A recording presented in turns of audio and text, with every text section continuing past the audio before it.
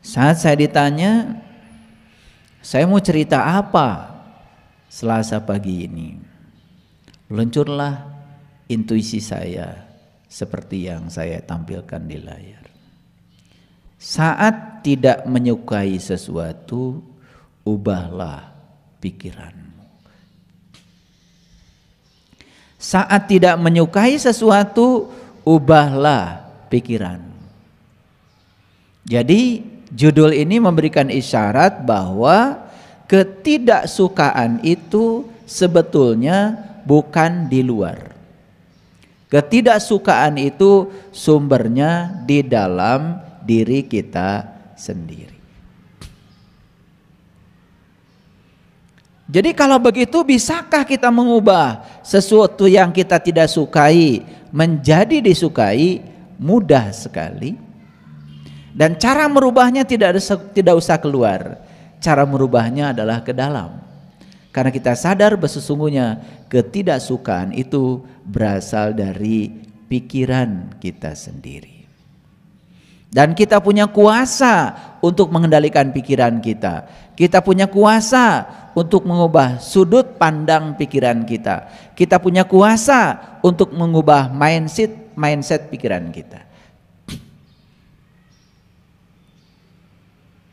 Jadi ketika seseorang di semesta ini sudah mencapai kesadaran, ciri berkesadaran itu sudah tidak ada lagi di luar dirinya yang tidak dia suka.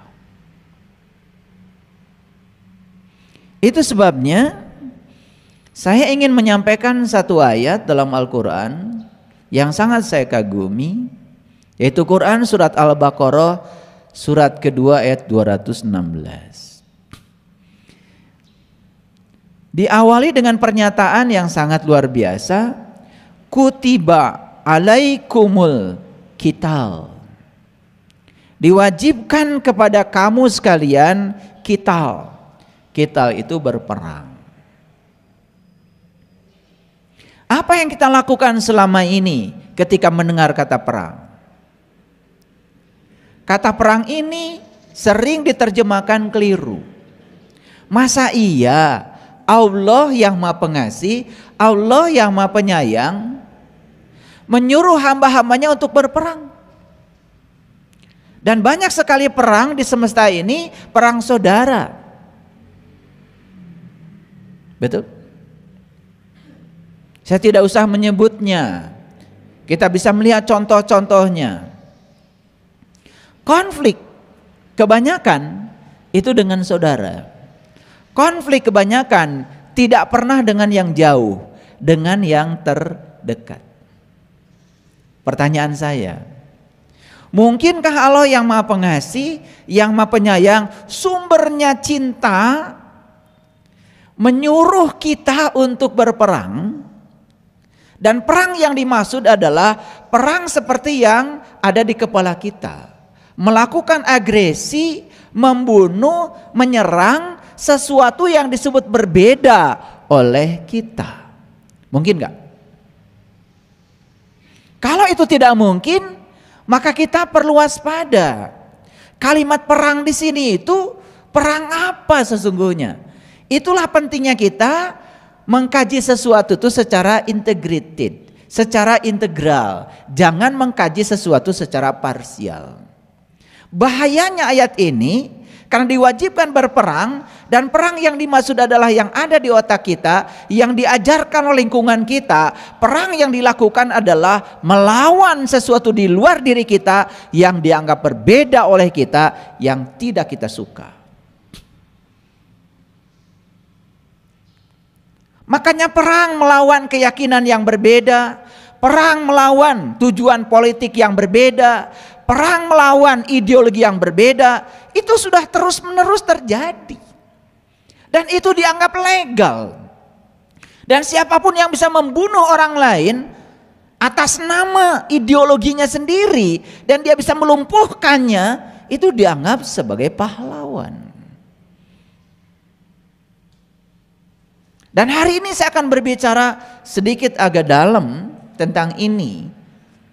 Siapkan kapasitas kita untuk menerima pengertian yang universal. Kutiba alaikumul qital, diwajibkan kepada kamu untuk berperang. Wa huwa kurhul lakum, dan jelas perang itu kamu tidak suka.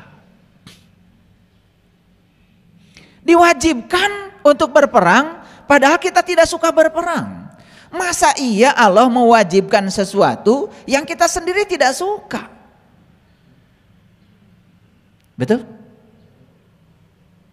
Bahkan banyak sekali orang atas nama keyakinannya menghancurkan rumah orang lain yang berbeda keyakinan.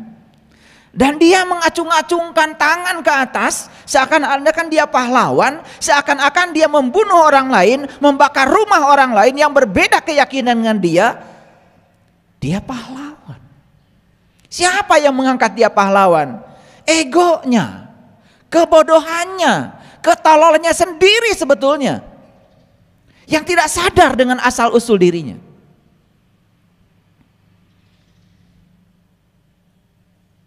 Kita membangun rumah ibadah untuk keyakinan kita, bebas dimanapun kita mau.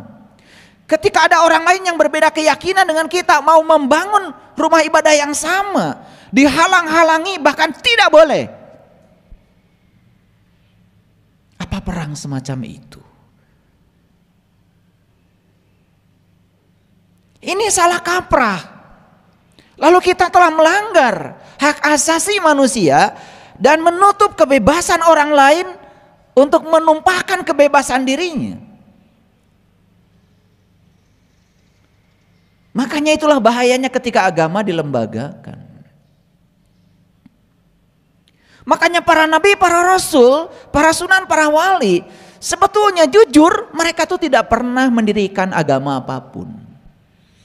Karena agama itu adalah perpaduan antara ajaran para leluhur yang sudah disatukan dengan tradisi. Disitulah proses pelembagaan. Jangan-jangan para nabi, para rasul itu cuma mengajarkan cinta aja kepada kita, yang kemudian oleh pengikutnya dilembagakan. Dan ketika sudah dilembagakan, muncullah lembaga-lembaga dengan nama yang berbeda. Dan dianggap itu sebagai sebuah perbedaan. Pada esensi ajaran agama yang diajarkan para leluhur yang sudah berkesadaran, saya yakin semuanya sama. Makanya seorang pemenang hadiah Nobel tentang perdamaian, orang yang sudah mencapai kesadaran tinggi, ketika ditanya, agama apa Anda? Apa agama Anda? Dan beliau mengatakan, agama saya adalah cinta. Dan semua orang kaget. Karena selama ini tidak pernah terdengar ada nama agama, namanya agama cinta. Dan orang-orang yang belum berkesadaran mungkin menganggap aneh ketika ada orang mengatakan itu, karena tidak pernah terdengar nama agama cinta. Bahkan saat ditanya, menurut Anda agama apa yang terbaik menurut Anda? Jawabannya apa? Agama yang terbaik adalah agama yang mengantarkan pemeluknya menjadi lebih baik. Ini jawaban dari orang yang sudah berkesadaran, tidak menyinggung siapapun dan tidak merendahkan siapapun. Itu ciri orang yang sudah mencapai kesadaran cinta. Dia sudah mencapai cinta, dia sudah mencapai sumbernya cinta. Beda dengan orang-orang yang dangkal. Pasti dia akan menjawab yang berbeda. Saya masih ingat ya, ketika Kiai Haji Ahmad Dahlan ditanya oleh muridnya, "Yai, apa agama menurut Yai?" Ini orang yang berkesadaran tinggi. Kemudian beliau mengambil biola dan memainkan biola itu sampai semuanya terpukau oleh permainan biolanya Kiai Haji Ahmad Dahlan. Selesai itu kemudian ditaruh biolanya dan beliau mengatakan, itulah agama. Ketika ada di tangan orang yang bijaksana, persis seperti biola yang dimainkan oleh orang yang bisa memainkan biola. Yang keluar itu adalah suara yang indah, semua terpukau, semua merasa nyaman, semua merasa aman. Itulah jawaban seorang bijak. Dan kemudian ada seorang muridnya yang tidak bisa main biola. Dikasihlah kemudian biola itu kepada muridnya. Coba kamu gesek biola itu. Digeseknya biola itu, Ya namanya orang tidak tahu memainkan biola, menggesek biolanya seperti apa. Keluarlah suara-suara yang tidak nyaman. Keluar suara-suara sumbang, tidak berstruktur. Lalu Kiai Haji Ahmad Dahlan mengatakan, seperti itulah agama di tangan orang yang tidak bijaksana. Seperti biola yang dimainkan orang yang tidak tahu cara memainkan biola. Cucu saya sedang belajar main gitar. Ya sudah, gembreng, gembreng, gembreng, gembreng. Gak jelas. Namanya juga sedang belajar. Beda lagi dengan ontinya yang sudah bisa main gitar. Cara memetiknya, cara meletakkan gitarnya, suara yang keluar juga menjadi beraturan. Itu sebabnya agama adalah sebuah alat pertahanan untuk melindungi diri kita dari kejahatan kita sendiri. Karena tidak ada orang yang jahat di luar diri kita tanpa seizin kita. Jadi agama itu sangat individual, sangat pribadi. Para sahabat, kutiba alaikumul qital wa huwa kurhul lakum. Allah mewajibkan berperang. Mari kita baca tuntas ayat ini. Perang apa yang dianjurkan oleh Allah? Inilah perangnya. Wa asa an takrahu syai'an wa huwa khairul lakum. Boleh jadi kamu membenci sesuatu, padahal itu amat baik bagi kamu. Wa asa an tuhibbu syai'an wa huwa syarrul lakum. Boleh jadi kamu menyukai sesuatu, padahal itu amat buruk bagi kamu. Wallahu ya'lamu wa antum la ta'lamun. Allah mengetahui, sedangkan kamu tidak tahu. Jadi kalimat yang terakhir ini keren sekali. Wallahu ya'lamu. Allah mengetahui. Wa antum kalian semua la ta'lamun, gak tahu. Jadi kalau kita ya menyukai sesuatu, yang kita suka itu kita pun tidak tahu. Dan kalau kita membenci sesuatu, yang kita benci pun sebetulnya kita pun tidak tahu. Makanya ayat ini memberikan sebuah isyarat yang sangat cerdas. Boleh jadi kamu membenci sesuatu, padahal itu amat baik bagi kamu. Boleh jadi kamu menyukai sesuatu, padahal itu amat buruk bagi kamu. Jadi kalau begitu, benci dan suka dari mana asalnya? Dari ketidaktahuan kamu sendiri. Kan begitu? Jadi suka dan benci itu berasal dari ketidaktahuan kamu sendiri. Bayangkan orang yang tidak tahu apa-apa, kemudian disuruh mendukung si A sebagai calon ini, dan disuruh membenci si B. Kasih saja fitnah tentang si B, dan dia akan mendukung si A habis-habisan. Namanya juga orang tidak tahu. Jadi suka dan tidak suka itu urusan kesadaran. Suka dan tidak suka urusan wawasan sebetulnya. Urusan pengetahuan. Biasanya di tahun-tahun politik, banyak sekali orang yang akan memainkan pikiran orang bodoh untuk mendukung si A dan tidak mendukung si B. Kasihlah sesuatu yang mempengaruhi pikirannya, maka orang bodoh akan mudah sekali dipengaruhi pikirannya. Bahkan bisa jadi dia mengorbankan jiwa dan raganya untuk sesuatu yang tidak penting karena kebodohannya sendiri. Jadi sebetulnya dari ayat ini kita dapat pelajaran, sebetulnya penilaianmu terhadap sesuatu yang membuat kamu suka ini dan tidak suka ini berasal dari kebodohanmu sendiri. Paham sampai sini? Masih suka si A, tidak suka si B. Masih? Masih? Nah itu ciri orang bodoh. Kalau orang sudah berkesadaran, sudah nggak begitu lagi. Bahkan sama orang yang membenci dia sekalipun, ya dia menerima saja. Orang yang menyanjung dia, dia terima. Orang yang menghina dia, dia juga terima. Karena dia sadar dengan ayat ini. Boleh jadi kamu suka sama si A karena menyanjung kamu, padahal itu menjatuhkan kamu. Boleh jadi kamu membenci si B karena dia mengkritik kamu, padahal si B itu dengan cinta kasihnya justru sedang menyelamatkan kamu.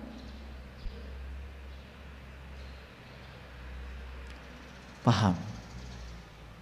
Saya ngomong kecepatannya 5 km per jam, pelan-pelan.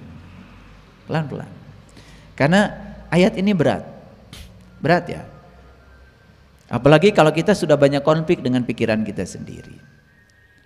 Makanya saya berulang kali mengatakan, untuk mencapai kesucian syaratnya cuma 2. Bebaskan keserahkanmu kepada yang kamu ingin, dan bebaskan kebencianmu pada yang tidak kamu ingin.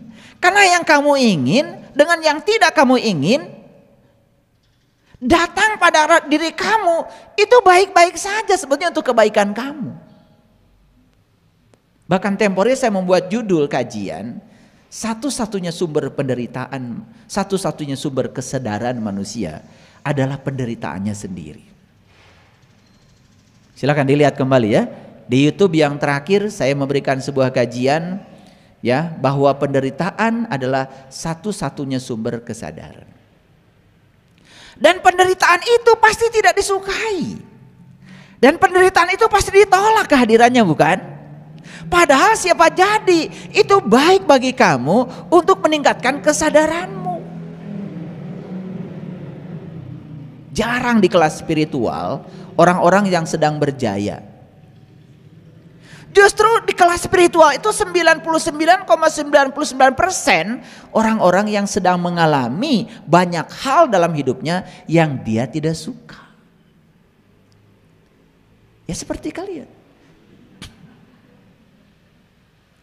Dan itu yang mengantarkan kalian di kelas kesadaran. Itu yang mengantarkan kalian untuk menemukan kesadaran baru dalam kehidupan. Menemukan sesuatu yang baru dalam kehidupan. Bukankah itu luar biasa?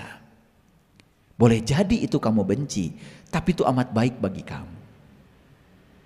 Boleh jadi segala hal yang kamu sukai itu datang bertubi-tubi pada kamu, padahal itu tidak baik bagi kamu. Boleh jadi. Wa asa antakrahu syai'an wa huwa khairul lakum. Wa asa antuhibbu syai'an wa huwa syarrul lakum. Ngerti ayat ini? Jadi suka dan tidak suka dua-duanya berasal dari kebodohan kita sendiri.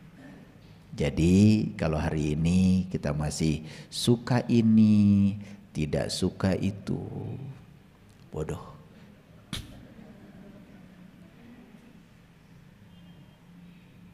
Makanya orang yang terus-menerus berada di situasi seperti itu, suka ini, tidak suka itu, ya, benci ini, sayang itu, gak akan pintar-pintar. Makanya Nabi Musa ketika mau dipintarkan oleh Allah, maka Allah bilang, hai Musa, lepaskan kedua terompahmu, dan barulah kamu akan bisa memasuki Al-Muqaddas Tua. Itulah diceritakan di Quran surat Toha. Saat Musa diundang oleh Allah untuk memasuki Al-Muqaddas Tua, rumah Tuhan yang suci, untuk bertawajuh kepada Tuhan, untuk bermuwajahah kepada Tuhan, satu syaratnya dari Tuhan, lepaskan kedua terompahmu. Karena terompah itu kiri kanan. Terompah itu suka dan tidak suka. Lebih lucu lagi, tangan kanan katanya tangan yang baik, Tangan kiri katanya tangan setan. Padahal tangan kanan gatal, yang garuk kan tangan kiri. Berarti yang garuk setan dong. Karena ajarannya seperti itu, ada diskriminasi tangan. Seakan-akan tangan kanan ini mulia, tangan kiri tidak mulia. Gimana tuh kalau tangan kiri pundung? Betul? Untung aja tangan kiri baik-baik saja. Walaupun selama ini direndahkan. Ketika minum pakai tangan kiri, wih itu. Pakai tangan setan katanya. Lu kan tangan kita. Ya gimana orang yang tangannya cuma satu kiri saja. Kasihan dong tiap hari yang ngasih minum setan. Itu kan sebenarnya paradigma. Kita mengatakan tangan kanan mulia, tangan kiri tidak mulia, itu kan pikiran. Dan kita mengizinkan pikiran kita untuk mendiskreditkan tangan kita yang mulia dua-duanya. Yang satu dianggap suci, yang satu tidak. Sama seperti kalian, menganggap masjid itu suci, menganggap rumah tidak suci. Padahal apa? Masjid itu bukan suci, disucikan.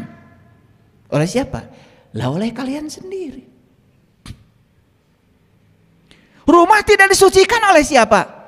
Kan oleh kalian sendiri. Yang ini diberi nama rumah, yang ini diberi nama huruf Arab. Lah yang ngasih namakan kalian sendiri. Dan lucunya, kalau nama itu sudah ke Arab-Araban, dianggap suci. Lah siapa yang menyucikan masjid itu? Allah. Lo yang menyucikan kan kamu. Yang bikin batas suci di depan siapa? Allah. Lah yang nulisin batas suci kan kamu sendiri. Kata Allah, emang gue pikirin. Lucu ya. Tetapi kelucuan itu kan sudah jadi paradigma. Betul nggak? Iya. Di masjid tidak boleh berkata kotor. Di rumah boleh.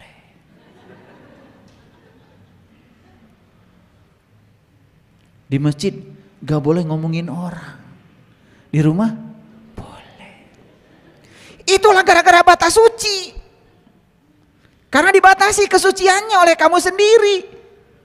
Padahal Allah bilang, aku meliputi semesta raya, meliputi rumahmu, meliputi masjidmu. Makanya sholat itu yang bagus adalah di makom Ibrahim, di level Ibrahim. Level Ibrahim itu tingkatan, bukan tempat lagi. Tapi sholat kamu di kesadaran Ibrahim, ya sholatnya silahkan, di mana saja nyamannya. Mau di masjid boleh, mau di rumah juga nggak masalah. Emang Allah nggak ada di rumah? Itu kan paradigma lagi, paham ya? Itu, ya. Bagus kalau kalian ngumpul di masjid, sholat berjamaah, kan ketemu tetangga, ketemu Pak RT, ketemu Pak RW, kan silaturahim juga jadi bagus. Paham ya? Itu pentingnya, karena kita tidak bisa hidup sendiri. Saya tanya dulu, dari tadi saya ngeceblek, ngerti nggak ayat ini? Ngerti ya? Oke. Baik. Jadi kenapa kita tidak suka si A? Kenapa saya tidak suka si B? Kenapa saya suka si C dan saya suka si D? Semua itu permainan pikiranmu sendiri. Makanya judulnya sederhana. Saat kamu tidak suka, ubah pikiran. Begitu diubah pikiran, jadi suka. Mari kita praktek ya hari ini. Nah sekarang saya mau jelaskan dulu sumber-sumber yang menyebabkan kita sering tidak suka. Mengapa kita tidak suka kepada orang lain, atau mengapa orang lain tidak suka kepada kita? Kita lihat sumber-sumbernya. Kita jelaskan secara ilmiah, secara saintifik, supaya struktur keilmuannya jelas. Yang pertama, kan suka ada istilah tuh, kata anak muda sekarang, ilfil. Ilfil itu, ya itu, timbulnya rasa tidak suka. Mungkin saja awalnya suka, tetapi ada satu hal yang buruk atau satu kekurangan pada diri seseorang, dan kita fokus pada kekurangan yang buruk itu menurut penilaian kita sendiri. Awas, karena yang disebut baik dan buruk oleh kita belum tentu baik juga belum tentu buruk, kan itu penilaianmu. Sangat bergantung kepada wawasanmu sendiri, sangat bergantung kepada dirimu sendiri. Awalnya mungkin kita suka pada seseorang, tetapi kemudian ada sesuatu yang disebut buruk kita lihat pada orang itu. Ada sesuatu kekurangan pada orang itu, kemudian kita fokus pada kekurangan yang disebut buruk itu. Itulah munculnya ilfil. Jadi ilfil itu buatan siapa? Buatan pikiranmu, buatan bukan orang. Nah, rasa tidak suka itu memudarkan rasa suka. Bahkan berikutnya, ketika terus kita berfokus pada kekurangan dan sesuatu yang disebut buruk itu, bukan sekedar pudarnya rasa suka, tetapi timbul rasa sebel. Bahkan ujungnya jadi benci. Ngerti ya? Saya kira yang gini ngerti karena semua sudah pengalaman. Kalau soal membenci orang kan biasa kan? Udah pengalaman. Dan saya kasih tahu lagi, kalau hari ini kita masih benci dan suka, itu tanda kita masih bodoh. Gitu. Maaf ya, ini kajian agak terus terang. Karena saya khawatir kalau saya tidak ngomong jelas, nanti persepsinya jadi keliru. Gitu. Jadi dari mana munculnya ilfil? Ilfil itu sebetulnya rasa yang ada pada diri kita, yang dibangun oleh pikiran kita sendiri saat kita berfokus pada kekurangan orang. Dan yang disebut dengan kekurangan pada orang, itu pun belum tentu kekurangan. Hanya penilaian kita sendiri. Karena orang tidak seperti yang saya pikirkan. Kan begitu. Ini penting nih saya bicara. Karena kadang-kadang ya, mohon maaf sekali, kita ini sering reaktif ketika mendapati pada orang sesuatu yang kita tidak suka. Pada yang tidak kita suka pada orang, belum tentu itu benar. Itu kan hanya penilaian kita sendiri. Paham sampai sini? Nah, selesai ini pesan saya cuma satu. Kalian sudah jadi orang pintar semuanya, tidak bodoh lagi, dan tidak lagi terjebak pada suka atau tidak suka. Itu poinnya. Itu kompetensi yang sedang saya bangun. Yang kedua, ketika orang itu tampak useless di mata kita. Useless itu dalam pengertian tidak bisa apa-apa, apalagi orang ini tidak punya apa-apa. Kan gitu. Kadang-kadang kita tidak sadar sering mengklasifikasi orang berdasarkan ukuran kita. Jadi orang itu diukurlah oleh ukuran kita. Misalnya kita sebut saja orang ini salah, orang ini jelek, orang ini buruk. Ukuran yang dipakai adalah ukuran kita.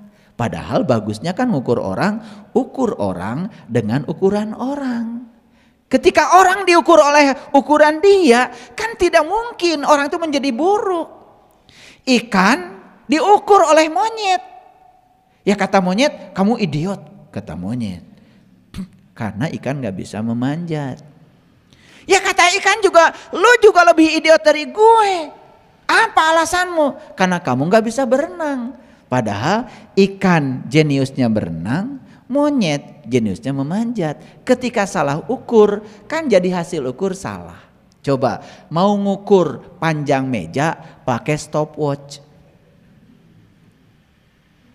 Hasil ukurnya apa? Panjang meja adalah 5 menit. Nggak nyambung. Sama seperti kalian mengukur waktu pakai kilo.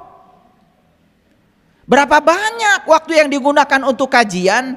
2 kilogram. Nggak nyambung kan? Nah, jadi nggak nyambung itu karena kita sering melakukan tindakan yang membuat itu nggak nyambung. Yang tidak menyambungkan tuh kita sendiri sebetulnya.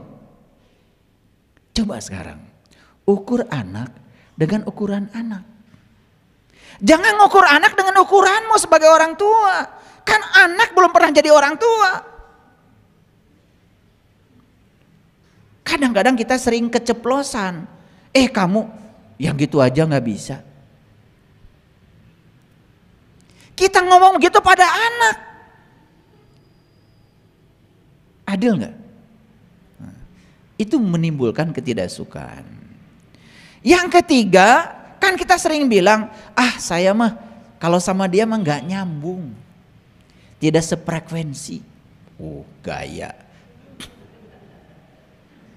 Kenapa kamu mengatakan tidak sefrekuensi? Karena kamu ingin setiap orang harus ada di frekuensimu. Adil gak? Itu yang membuat kamu gak suka. Pada setiap orang punya getarannya sendiri, punya vibrasinya sendiri, punya level sendiri, punya perkembangan mental sendiri, punya perjalanan spiritual sendiri. Yang gak bisa setiap orang harus seperti kamu. Bayangkan ya, betapa centang perenangnya kehidupan kalau semua orang harus sefrekuensi dengan saya. Dan saya baru menyukai orang kalau dia sama frekuensinya dengan saya. Saya sering mengajarkan pada kalian, kan anak saya banyak sekali. Dan saya tidak pernah membandingkan kalian dengan yang lain, gak pernah. Saya ukur kalian ya dengan ukuran kalian. Dan saya juga tidak pernah menyalahkan kalian, karena saya tidak pernah mengukur kalian dengan ukuran saya. Makanya kalian nyaman aja ngomong dengan saya. Ayah, saya tadi gak sholat. Ya sudah, kan udah kelewat. Gak pernah saya bilang, wah kamu nanti dimurkai Tuhan. Gak pernah, karena Tuhan saya gak pernah murka. Ya sudah, ketika bilang, tadi saya gak sholat, itu udah bagus, udah jujur kan. Ya sudah, saya seneng aja. Dari sisi itu, kamu sudah unggul. Karena kamu ngaku kalau kamu gak sholat. Ayah tadi saya bohong, itu udah bagus. Dan saya tidak pernah menghukum kamu kan. Ya sudah, lain kali jangan bohong lagi. Kan gitu saya ngomong. Betul nggak? Kapan kalian ditekan oleh saya harus begini begitu? Kan tidak. Makanya kalian nyaman aja ketemu saya. Betul nggak? Iya. Ayah tadi malam saya nggak bangun, kesiangan. Jadinya saya nggak bisa ya melakukan amalan dari ayah. Ya sudah. Terus mau apa lagi? Udah kelewat. Betul nggak? Iya. Kapan saya mengatakan, wah kamu berdosa, masuk neraka, gitu? Enggak. Saya nggak pernah nakut-nakutin kalian, betul nggak? Karena saya ukur kalian dengan ukuran kalian. Saya tidurnya cukup sebentar, kan kalian nggak bisa seperti saya. Kalian tidurnya lama. Ya tahu. Kalian tuh ngantuknya bukan kurang tidur, kebanyakan tidur. Iya, makan sembarangan, olahraga enggak, makan tidak sehat. Ya saya tahu ukuran kamu begitu. Ya bagaimana saya ngukur kamu dengan saya? Saya pagi makan buah, saya enggak makan nasi. Kamu makan nasi goreng, ya beda. Saya sudah di sini mikirnya kalian masih di sini. Ya enggak bisa saya narik kalian. Ya sudah, nasi goreng ya gitu mikirnya. Betul nggak? Iya, mending nasi goreng aja, tambah cilok, iya, tambah basreng, iya, nggak bisa. Jadi yang pertama ya timbulnya ilfil, itu awal-awal kita tidak suka. Yang kedua, kita sering mengatakan orang lain useless, seakan-akan orang lain itu beda tahta gitu dengan kita. Hati-hati itu. Yang ketiga, kita sering mengatakan orang lain tidak sefrekuensi. Makanya orang yang selalu pergaulan tuh harus sefrekuensi akan kesulitan sendiri. Dan yang keempat, ketika kita merasa orang lain tidak setara dengan kita. Kan kita sering terjebak merendahkan orang lain karena kita menganggap orang lain tidak setara dengan kita. Itu yang berbahaya.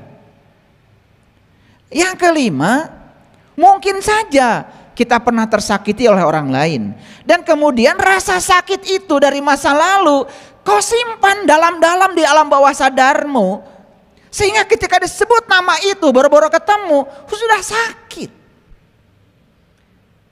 Ini sumber-sumber ketidaksukaan.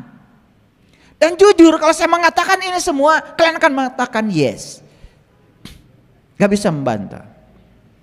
Dan yang terakhir adalah adanya perasaan iri, dengki. Dari mana iri dan dengki itu? Iri dan dengki itu karena kamu gak mampu seperti orang lain. Tetapi kamu tidak bisa menerima kebahagiaan orang lain. Itu kan masalahnya. Nah ini sumber-sumber yang sangat berbahaya. Dan saya bilang ini sumber-sumber ini sangat kampungan. Makanya jangan tinggal di kampung. Makanya di Quran surat An-Nisa ya ayat 66, bunuhlah dirimu, keluarlah kamu dari kampungmu. Disambung di Quran surat Al-Kahfi, hendaklah kamu pergi ke kota, bawa uang perakmu dan lihat di sana banyak sekali santapanmu yang jauh lebih baik untuk kesadaran rohaniahmu. Jadi apa yang harus kita bunuh? Ini harus kita bunuh. Segala penyebab yang menyebabkan kita menjadi tidak suka pada sesuatu, bunuh. Karena itu berasal dari dirimu sendiri, bukan dari sesuatu yang kamu tidak suka. Betul? Iya.